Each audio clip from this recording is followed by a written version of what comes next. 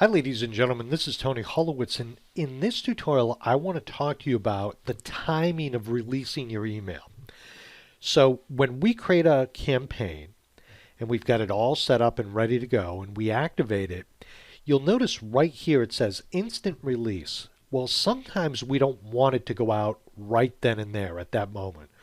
So the minute I activate this, it's going to look at the John group and send out an email to all the people in the John group.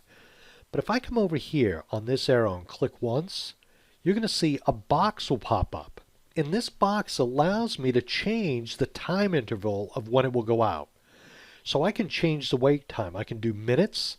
I can also do hours, days, and weeks.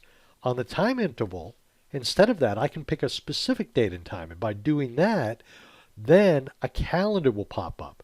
So I can choose the date that I want it to be released, and I can also choose the time. And in this, the time zone.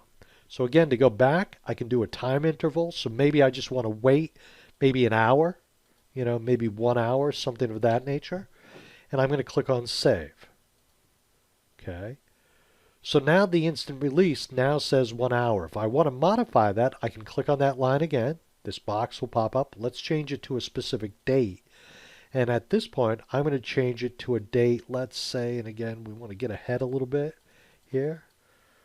Let's say we want it to go out on May 12th, and we want it to go out at a certain time. We click on the clock, and we can choose the time, 4 a.m., 5 p.m., whatever you want. I'll do 5 p.m.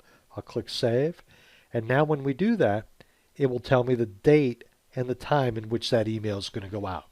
So this gives you a little bit more control.